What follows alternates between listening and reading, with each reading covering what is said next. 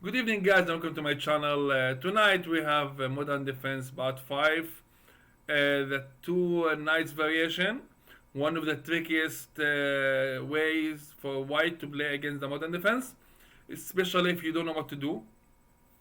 But if you know, and after this video, you should be able to know and to deal with it very easy. Like when somebody play this version to me, I feel happy actually. I'm completely comfortable. So what's the two nice variation is? So after d4, g6, c4, bishop g7, knight c3, d6. We saw e4 in the last video. And if you like to look at it, just go back to the previous video and you will see it. But today we're looking at knight f3. And with knight f3, we have white with a different plan. We mentioned earlier the last video that after e4 from white, this square here and this pawn on d4 is weak. So we did this variation against it, and we talk about the weak square on d4. But today white gonna do something different. He will play knight f3, no e4, no e4 at all. The pawn will stay here. Actually, it may go actually to e3 to protect that square.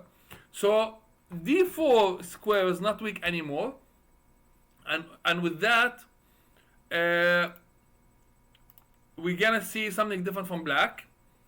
Black should go bishop g4 and putting as much as he can on the d4 square. The knight who's protecting the pawn on d4 will be under pressure.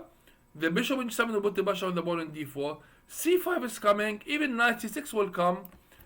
Everybody attack d4. You know, this is where are you looking, and that's how we're gonna stop white from his plans.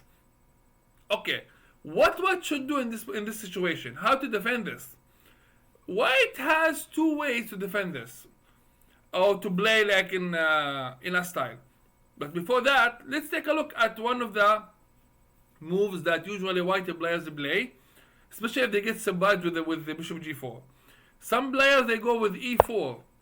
And with e4, we are back to the same problem that white has, which is d4 square is weak. And against this, usually you just go knight c6. And you put the pressure on the pawn on d4 again.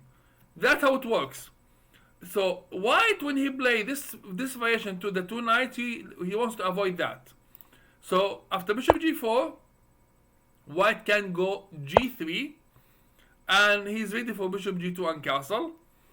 I know you cannot tell me maybe watch the way just stick here, you know, like on f3, and after f3, and again I put the pressure on the pawn on d4. That's true, you can do that, and of course if you have a double pawns here, so you can actually go here with c5, and if white played d5 too, you can just do this even if you like, and then knight f6, and then queen f5 next. However, we're gonna suggest something like more original for you. After bishop g4, g3, we're gonna play queen c8, and this move is really nice. The idea is pretty simple. We're gonna come with the bishop to h3. So if white goes bishop g2, we're gonna go bishop h3, castle, knight f6. We are not worried about the bishop on g2. It's not going to anywhere. Now white has to do something. So after e4, castle, white cannot just keep the position like this. He has to do something. So what's that? He has to take here, and then knight g5. This is considered the main line in this variation.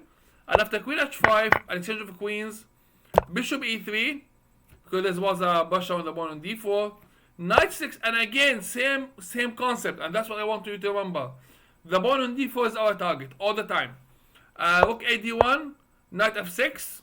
And after knight f6, black got pressure on the pawn on e4, and he can jump to g4 and attack the pawn on e3. This is one of the ways that black use, and this move queen c8 actually it's super nice. And it's not really very well known, so it could be a surprise for your opponents. Now what's gonna happen if white goes e3 instead of g3? And with that, black has to deal with this in the same way. He has to play c5 and put the pressure on the pawn on d4. This is our target, guys. That's what we're looking at. Bishop e2, cd4, cd4, ed4, and then knight c6. Again, a brush out on the d4 square. Castle, and now if you go this way and take the pawn, you will have to deal with that one here. So this is not healthy at all for black. So what to do after c5 and bishop e2 and knight take and take, knight 6 castle, simply knight h6, and we develop the knight and we keep the brush out on the pawn on d4. d5 take and take, and knight e5, bishop e2, knight f5, bishop d2 castle, rook e1 a6, rook c1 queen b6.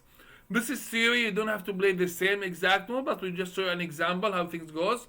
After b3, rook e8, and we have here a very good position for black. The two knights are controlling a lot of squares. Of course, if the position gets widely open, the two bishops will tell a different story. But in the time being, black is just fine. He has no weaknesses, he has no problems whatsoever. If you guys like the video, like and share, subscribe to the channel. I will see you guys later. Bye bye.